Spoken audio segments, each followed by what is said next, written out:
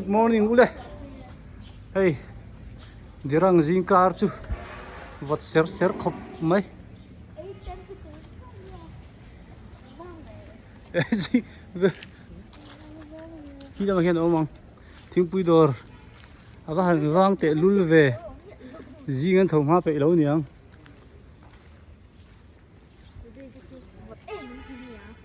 Cái khi ta khi ông làm. À, zing tiếng bùi đor. Vai bốc cái nón lầu hông lại ta. Chú cần trục lầu dậu đậu đất thì chú này. Bố đồ con nữa mà vọt khóc mấy tàu làm cần pan này đó này với nhỉ hiến mò. Tawang làm pan turin cái rùm hẳn. Này cái đi.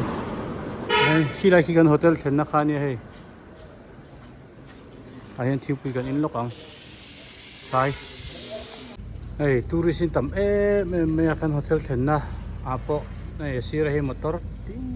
Khát chút mấy tourist permit motor te. Anh làm hết sumo thế mà hay là anh. Anh hay là cái hotel trên nó khá nhỉ hay là garage. Hey, motor đana chọc mấy à. Rem trang khop mai ma sa motor leng tom lowa nimin tlaya kan lut ma lawa chu chon achunga motor dana kan chang lawa chu chon kan lut theini mai ni lo se chon ke ni pon ve la hen he tiang ve la hen he poi an mani hotel garage ni karinga parking he ni karinga ta yan ke da ve ni jana te non thenga tlai lama te non theng loma ke ni kan theng ma sa ta kan lut man ta ni tawang lam kan pan le do ni dar riết về là nia vụt chọc khóc mày 11 về bor nia tu này hiền 11 degree về bor nia hey langกันร้อนเฉาจันนั่นดิกันซิกซักเฉาเตะตกคบไม่กันซิกซักเฉาจันโดนะดำเต็นประเทศจะอันเชงเฉาตัวอันง่ายกงช่วยอันนี้เต็นชอบไม่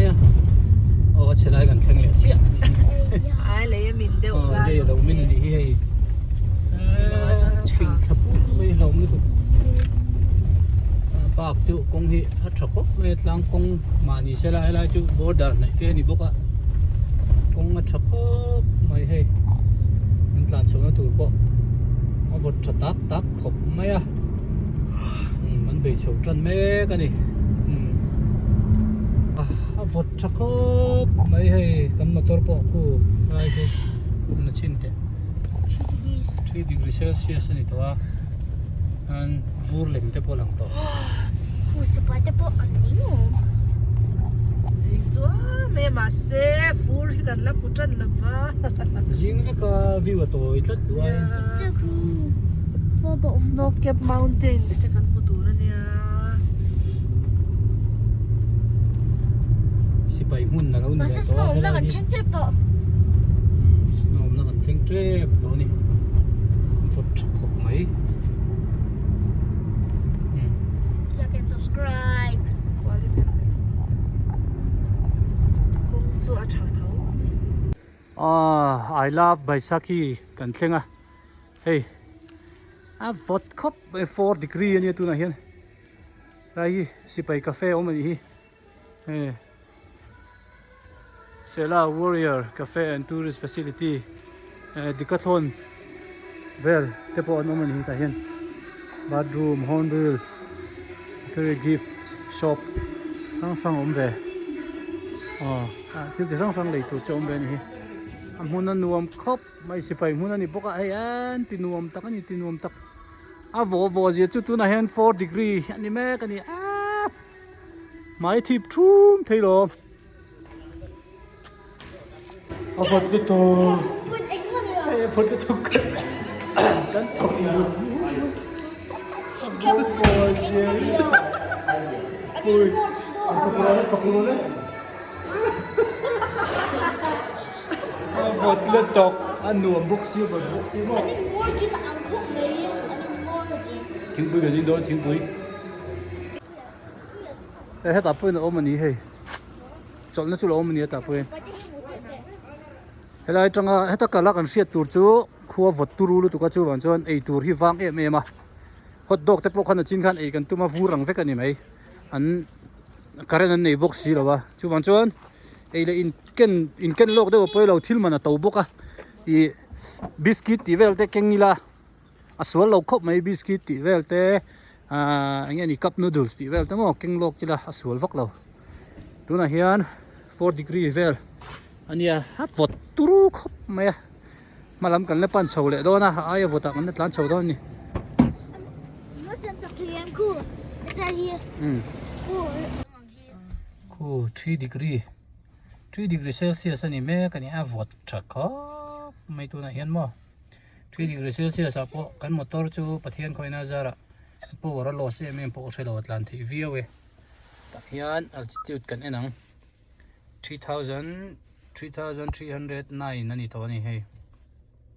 sang to khop mai kanom na po a vot travel veu khop mai hei to na chen var ta un mai vu wow我讲睇到有人話說var sur to mai ki ni min pia khan vu rat lan tia voin chu tla do no ni min pia khan vu rat lan tia he 2 degree tu na yan 2 degree ruwa mi de le hala vu chu tla chi lo ruwa mi de wa vot ai vu ve kan ni to hay var ve to mai hey cái khối vóc vóc sữa vậy thế mà tầm lộc quá lắm hey môi tục var ve cu cool vu rồi var nó var ve mày hey cái thái lang ô hey vu liệt là sung mấy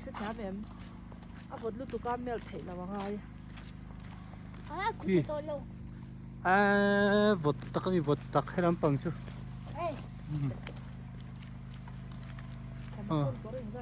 Amel trần hay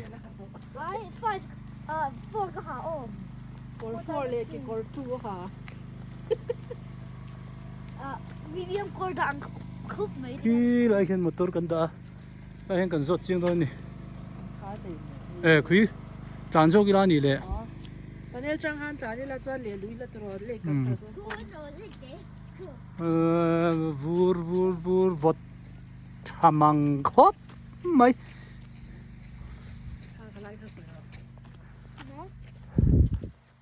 chú mà riêng sal tu ga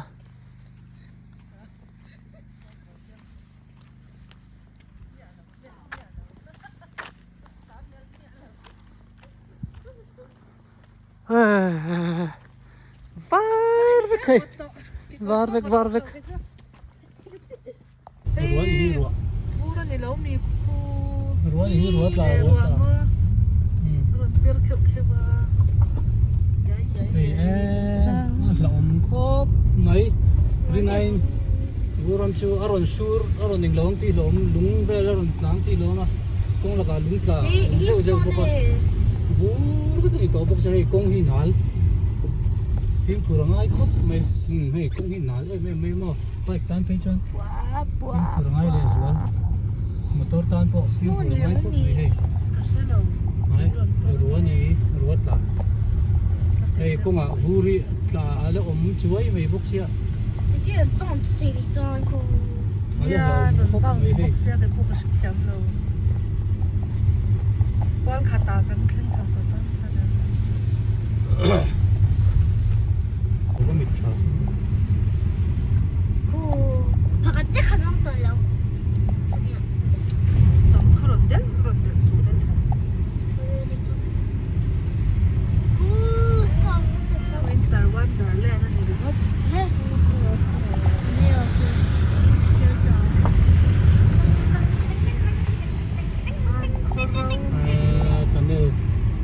cần lưu đòn hay JCB vel I-65 tu te no ma snowboard kan kal hun he kari nine ale bot khop me mi snowman so pura ta char cha sai muam snow so hey hey hey ta kan na bon ni ai kan la yen snow here spray jar oh ni snow tla pro snow tla a han na wan lag don ruasu o vurasur na sa mai hey makhop mai hey sela tunnel kan lu ta hey vurasur sur sung mấy motor ate kai mak tak ani mak tak mà sẽ hết tiền ai hiện nuông mía là quá lỏm đủ khớp maya motor khẩn bộ phim tục khi Everest lang lang tlat. Hey, tunnel number 2 ni hi. far rik mình tunnel number 2 sẽ là số thang là chỉ nó lỗ fit mình dáng nhập bộ rồi Sang khat za thum a. fit xí khát sang thum Meter reng zan he. Meter sang thum za kwa ni to.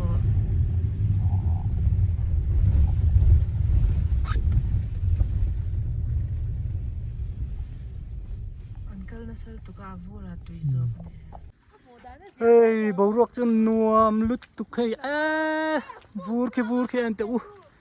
mồi gì hi ê sẽ là border road organization sẽ là tận này là nia west coming bon lút tục hay À, thu cái đó có cái ở YouTube thế. love Tawang Apa, snowman kasi ang doon niya. Cool, so fire. Apa, nanti snowman kasi ang doon. vô rồi đây wow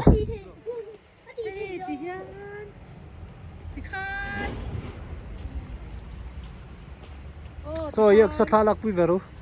Oi bole ro. 1 2 3. in tinal khop mai then chu khi vura ron sur tha khi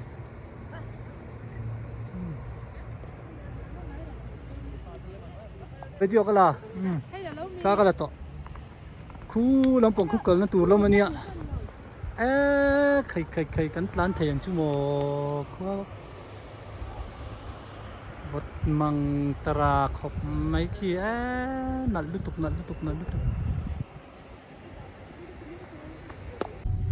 Ai sela bypass changa Tawang lam kal na kong. Nya Wan siya ni. chuan. So lam hoya kal sor sela lake nya. var Everything is white. Not like the road. pui tak Sela pass sa ano me kani highest pass. Sang ve view to em. 3km li ni trip to. 3.9. hola ma kan ka zuk mi don mi tian hola ma kal mai la se la le khai pui lutuk se la kan thleng ta ai vur chu hei vur hlir ne me kan kal hun hi timing khop mai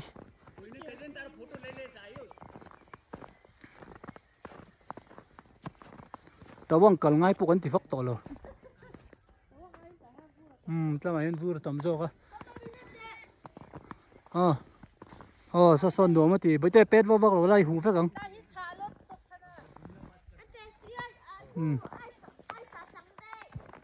hey I love Sela thok chu har ve de in ka sia kulai khu Sela le khania khu vur ve ka ni khu chen chu vura a chen na khang lo wa hey tlai hi step po amu thei lo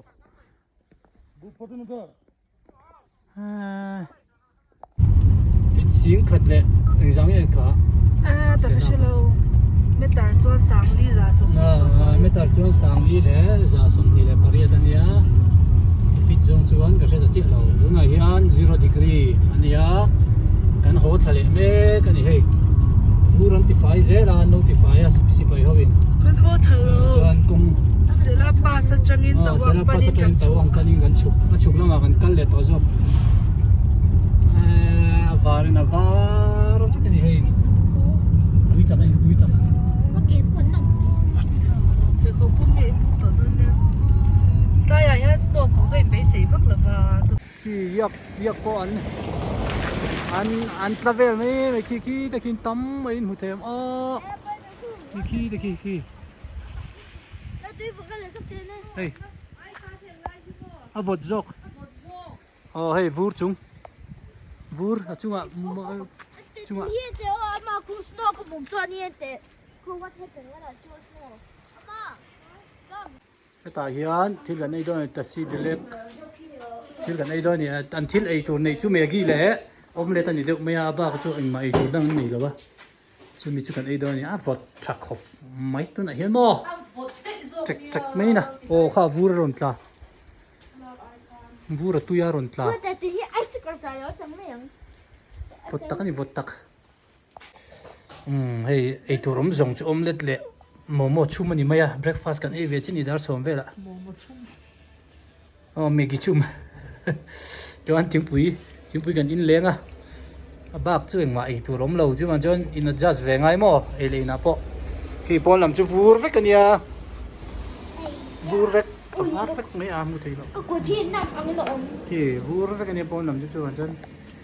ei le in duang thal chu mu thei lo ni kan muang hian por tumira di kan ni mai an ei yang tu na liền quân tâm về ate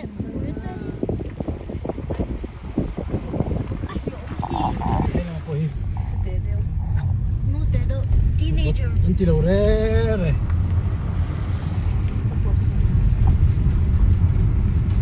yan khi lệ rồi lệ snow sur me cả đi lại cái bậc hạt a chung ve ge thla lai lan al don lut to lại yam de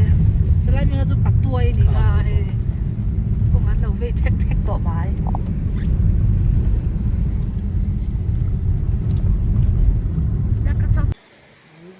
Tawang kan thleng chia kan chung koi chu kan tla chop ve mo ti hian hotel kan book lok lo wa hotel homestay le hotel vel kan zong ni helai chuan a tam thawa chu bon chuan eng ma he full vek big don lo hotel po om thawa ma se ai thadeu kan han zong lok ani e thil pakhat aron chal kal chuan hei hindi thiam chuan engma hi boina om lem lo wa chu bon chuan English po thei vek ama ro chu hindi thiam hian an nuam bi ka hei thuyền pa hi tai lo om lo wa ka thian nu homestay kan zot lok nge lo ro utia mi lo ha lok ro utia kan han biak ti lok ani helai hian thlen kan an ru ka ma se hei booking full lo tia dei tu pai hei hotel hi tam me ma tu na po hei hotel Jack Star bula kan oma thil phat kan riat ve tu ra tha chu hotel kan thlen don reng hian a price min pek na ang hi thlen du mi lo tur nia dil tlom nge tur nia zanga tal ten zanga zaruk ten dil tlom thei zela chu bang chuan chu riat ve ran tur ni ke ni po thleng naman tur min bituk ang hian kan thleng lo sim sima chu bang chuan mi zo te chu kan ru thalu tu ka an so yang hian kan okay liam mai thina okay liam mi lo tur ni dil tlom nge tur nia example la sang ni an ti chuan sang khat zanga ten mo chu ting chuan dil zel tu ni sang khat zariat ten lo ti chuan sang khat zaruk te adeng kan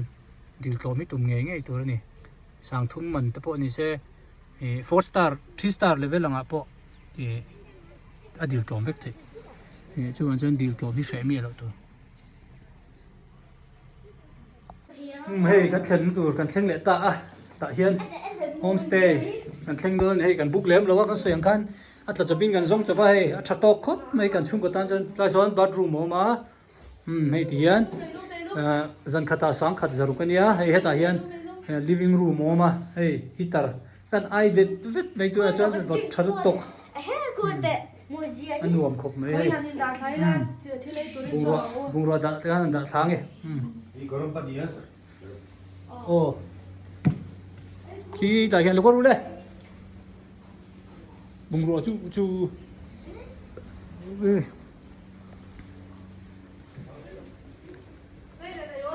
tại hiện main road ôm á cần thèn nó chơi step chụp thạc đấy vào ngay à chung à hiện garage ôm bốc à parking à rem chọc hộp mấy nha đâu vậy cái này main road này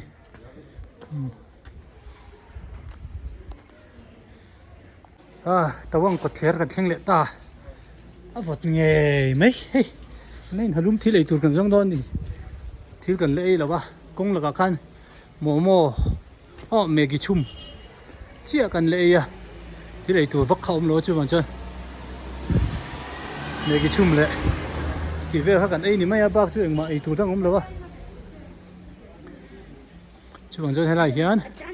chào tê à mồ tê ấy tuổi thằng gần giống đó nè ai tàu quật thế đấy ấy ngom khóc mấy à rẻ rủi mấy vật té mấy bức hay vai hầu đor inu này bị đâu hết ta chơi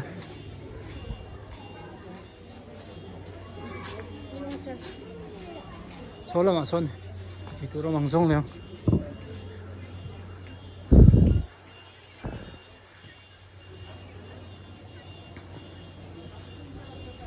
ấy tour ông mấy na vang về hey hết thấy ông welcome to Dragon Restaurant Dragon Restaurant ai hiện cho lắm hey cái này tôi đang ai châu châu bốc không à vượt luôn tụi cái tụi lùm bắn tá cái này lùm vét hey tụi nó cái này lại coi lùm vét tụi lùm vét cái này à vượt luôn tụi cái mò tụi vượt in tụi lắm là lùm bắp này hey à vua rồi chứ mà tawang cho tụi lùm vét ăn chả bao nhiêu hey lùm nó khô vút thì hay gì flash tùy lum tùy ba ngày chụp về ngay thôi tùy lum rất kinh chụp tốt mình thiến mà thành đi là lum tốt mày à tùy vào đó mà chứ chỉ là ôm na này về na chọn chúng ta chặt riêng cho cái travel vlog về cái hiện cái chỗ ấy lại về thì muốn làm cái tít lật mày cho cần ấy lại về thì cái là chuyện cái chơi ngoài là po rice te chicken butter masala te hay salad te lệ tawa roti thì về thì cần ấy đó này rice te cho po cần bar pe to lo vot lu to kutsil kam pe lo cái đó này tùy mèo khóc mày hay po tùy mèo này bar lo ni thấy đó mi cái